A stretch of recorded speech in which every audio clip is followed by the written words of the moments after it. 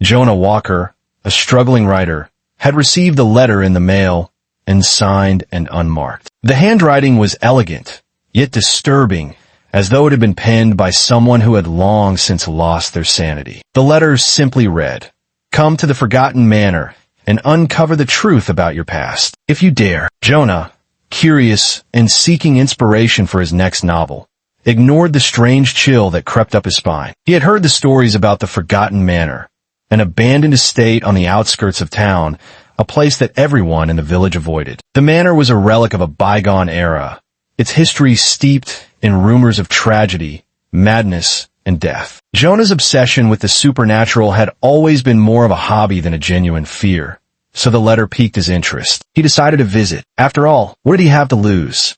He packed a small bag, grabbed his camera, and set out to explore. Part 2.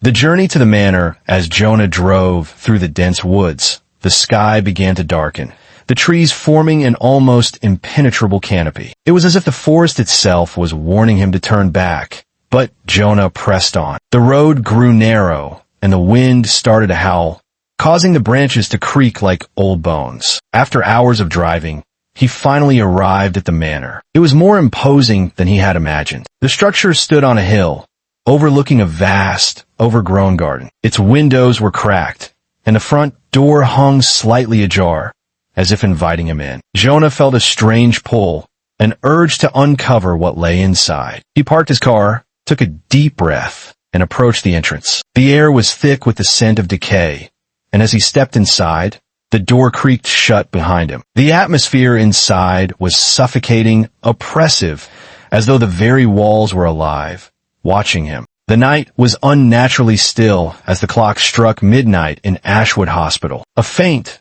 eerie hum echoed through the empty hallways, with a flickering of fluorescent lights cast strange shadows on the sterile white walls. The hospital, once bustling with activity and hope, now stood as a hollow monument to death. The old building had been abandoned for years, or so the locals thought. No one dared step inside after dark, and the few that had never came back the same. But Dr. Evelyn Carter, a forensic pathologist, was different. She had spent most of her career working with the dead, studying the decay and decomposition of human bodies, searching for answers to questions that most people were too afraid to ask. When the government called her in to examine a series of mysterious deaths linked to Ashwood Hospital, she couldn't resist the call. She knew the rumors, of course, rumors of bodies that disappeared, whispers of a creature that hunted the living in the darkness. But Dr. Carter wasn't easily swayed by superstition. As she entered the cold, abandoned building,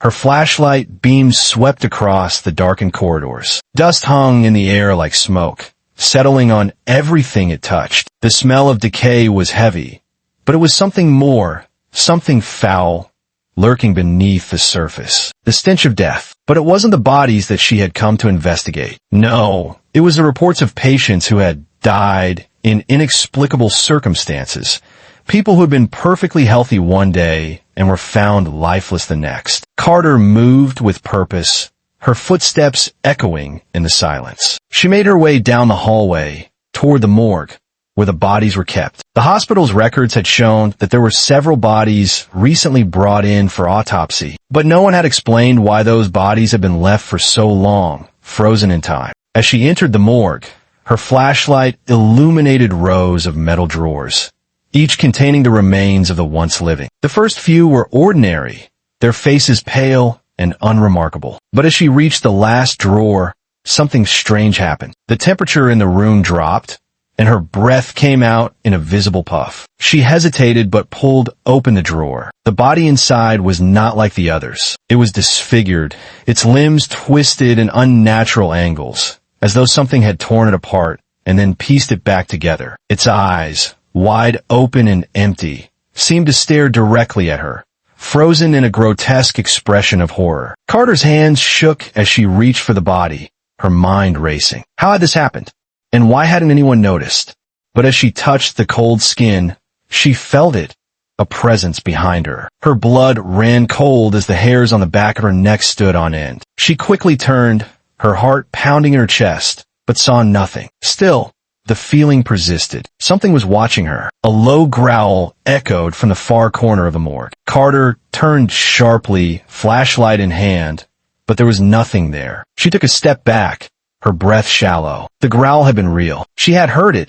She was sure of it. Suddenly, the door to the morgue slammed shut with a deafening bang. She screamed, but the sound was muffled, as if swallowed by the very walls themselves. She reached for the handle, but it wouldn't budge. Panicking, she turned back toward the body, only to find that it was no longer there. The silence was deafening, and then a figure emerged from the shadows. Chapter 2. The Hunter's Lair. Dr. Carter froze, her heart thundering in her chest. She could barely make out the figure as it stepped from the darkness. Its shape was blurred, but she could feel its presence. Something wrong, unnatural, inhuman. The growl she had heard before now reverberated through the air, a low and guttural sound that made her blood run cold. "Who's there?" she called, her voice trembling but forceful. Her flashlight darted back and forth across the room, but it revealed only the shadows. Then it moved closer. A sickeningly familiar smell filled the air, the stench of death, mixed with something fouler. A mixture of decay and something far worse. The figure stepped into the dim light, revealing itself in full. It was tall, its body twisted in a grotesque form. A man once perhaps, but now something more. Its eyes were hollow, black pits, its skin stretched tight over bones, and its lips pulled back in a snarl, exposing sharp, yellowed teeth. The creature was human no more. It was the Hunter, a product of the hospital's twisted experiments. Carter gasped, stepping back instinctively. She felt a knot form in her stomach. This was no accident. The experiments here had gone wrong, terribly wrong. The Hunter's hollow eyes locked onto hers. It hissed and lunged toward her. She barely managed to dive behind one of the morgue tables, heart pounding in her chest. The creature's footsteps echoed with each movement as it searched for her in the dark. She needed to escape, but the hospital was alive, its corridors shifting and closing in on her. It was as if the walls themselves were conspiring against her, changing, leading her deeper into its twisted maze. She couldn't run. She had to face this thing. It was her only chance to survive. Chapter 3. The Corpses Speak. Dr. Carter stumbled through the hallways, her heart racing as she tried to escape the Hunter. But the hospital was a maze, each turn leading her deeper into its depths. As she passed the former patient rooms, she noticed something strange. Some of the bodies had not decayed as she expected. In fact, they looked unnaturally preserved, their limbs stiff, their eyes wide open in a terrifying stare. Then, she heard a faint whisper. Her breath caught in her throat. She turned to find one of the bodies, its hand twitching slightly. She gasped, stepping closer to it. The corpse's lips parted and a hoarse voice croaked. "He's still here. The Hunter. Beware." Before Dr. Carter could respond, the corpse's eyes went glassy, and its hand fell limp. She backed away in shock. It wasn't just the Hunter she had to fear. There were other survivors, patients who had been part of the hospital's horrific experiments. Some had escaped the Hunter, but now they were trapped in their twisted, decaying forms, unable to die, unable to escape. They had become something else, something less than human. Chapter 4.